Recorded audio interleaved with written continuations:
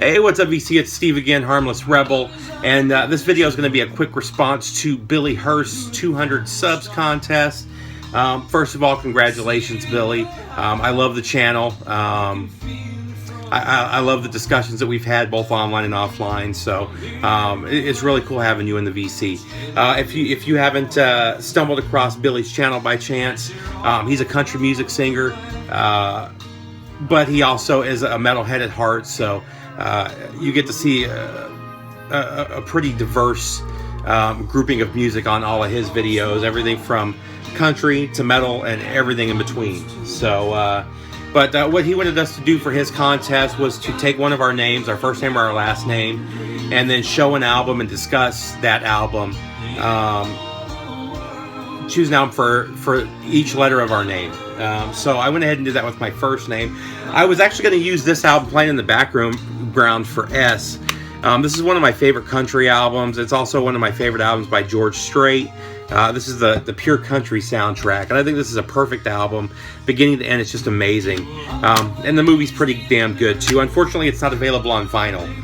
Hopefully, Music on Vinyl or one of those reissue labels will pick this up and release this at some point. But since that one's on CD, I decided to play it in the background instead. But the album I decided to choose is definitely one of my all-time favorite albums, metal albums, probably number 2 or 3 on my list of best metal albums ever. And this is Seasons in the Abyss from Slayer. I love this album from beginning to end. Dave Lombardo is absolute genius on this album. The song Seasons in the Abyss is one of my all-time favorite metal songs. I saw them live on this tour, and then saw them again live on Divine Intervention without Dave Lombardo, and it was definitely a 180 in sound quality, in my opinion, between the two drummers. Dave Lombardo has always been where it's at, in my opinion, for Slayer. I did like Divine Intervention. There were some songs I liked, but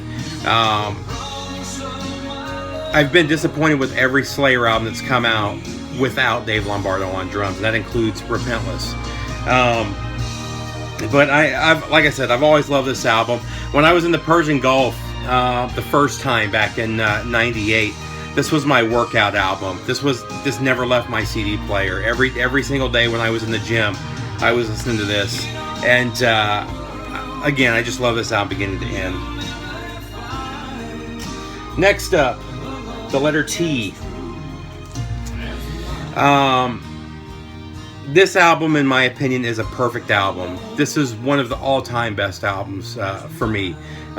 Definitely top 5 albums of all time. This band is the perfect blend of metal and progressive rock, and this is one band that since they came out, they've had their own sound that nobody's been able to duplicate. And again, just a perfect album. And that's Anima from Tool. I absolutely love every song on this album. I've spent more time listening to this album and trying to decipher and figure out what they're talking about than any other album in history. Younger guys probably won't understand that. When this came out, there were no lyrics. You couldn't, there was no internet yet, so you couldn't just look up what they were saying. And Maynard didn't do interviews back then, so you really had to listen and try to figure out what they were talking about with these albums. And it's funny, now that he's doing interviews and stuff, people have asked him, and all the stuff that we used to think about these songs, he kind of ruined when he started doing interviews and explaining what the songs were about. It's such a good album, though, and every track on here is just special. But like the song Eulogy, we used to argue about what Eulogy was about. A lot of people thought it was his condemnation of Jesus. A lot of people thought it was his condemnation of Hitler. And there was a lot of we used to argue about this for hours. Who the song was about, Was it really about Jesus? Was it really about Hitler? And then he did an interview years later where he explains that it's about L. Ron Hubbard. And although it's cool knowing that, it kind of ruined, the appeal of that. Having that argument was always fun, and trying to figure out what he was saying in the lyrics was always fun. And like I said, the internet and all that ruined it, but it made this a very special album. Another killer track on here is Hooker with a Penis, where he's, it's basically about a fan that comes up to him and says, "Hey man, you sold out. I love your new album, but you sold out." And he basically says, "Hey, fuck you. If I sold out, then you sold out, because you're the one that bought the shit. You're the one that's paying to see the concert." And he's like, and what you don't get is I sold out long before I was signed by a label, to even get signed by a label. And it's just, if you go through and read the lyrics of that album, it's an amazing, or of the whole album, but of that song, it's an amazing song. And then the song Anima itself, it just doesn't get much better than that. But really, a perfect album. And Tool, just such an amazing band. They haven't released anything that I don't think was absolutely amazing. But so let's move on. Next up, this is an album that just doesn't get enough credit for how important it is. Next to Kill 'Em All by Metallica, this is definitely the second most important thrash album. Unfortunately, it didn't come out until like a year and a half after it was supposed to, due to fights with the record label. But this is Bonded by Blood from Exodus. This is just an amazing album. Is it the best Exodus album? No. But this is one of those albums that really solidified the thrash sound. Not just that, the dueling solos between Gary Holt and Rick Hunnell were just absolutely phenomenal. And you hear a lot of bands doing that now, where the leads will go back and forth on solos. And that all started with this album. And it's just an amazing album beginning to end. Paul Bailoff is not my favorite singer. He's my least favorite, honestly, from Exodus. But his schizophrenic screeching just makes for a perfect album for this era. I do prefer the Zetro albums. He's my favorite singer from Exodus, but this one will always have a place in my heart. And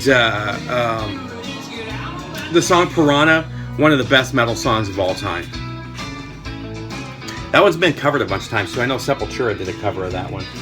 But, so next up, E. Did I screw those up? Yeah, I screwed those up. No, Exodus, E. V.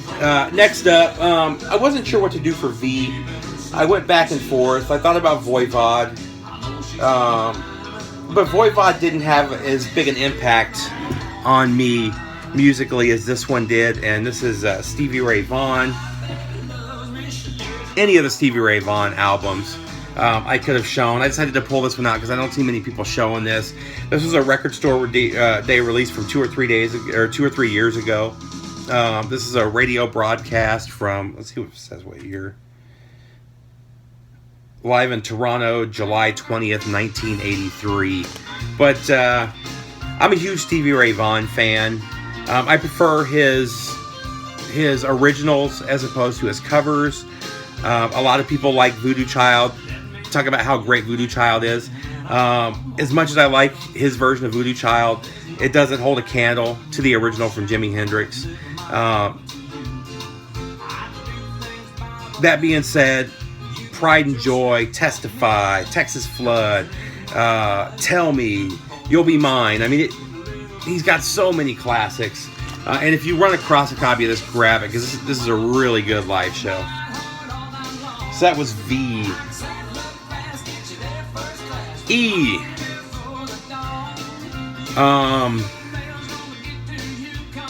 This is another one that's just one of the all-time great albums.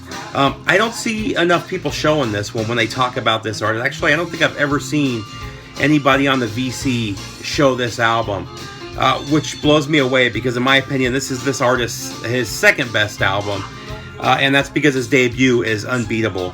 but this is from Elvis in Memphis.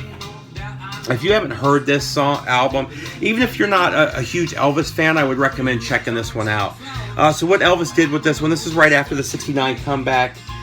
He decided to do things different. He got away from his management. He got away from his band. He went to Memphis, and he brought in a whole new rhythm section. And what did they call them? The Memphis Players? I can't remember what they called them back then, but very reminiscent of the Muscle Shoals rhythm section sound. And out of these sections came by far my favorite Elvis songs. Again, his debut album is not to be beat. It's amazing. This one is right there, though. And again, the blend of rock, country, soul, R&B in this album is just absolutely amazing.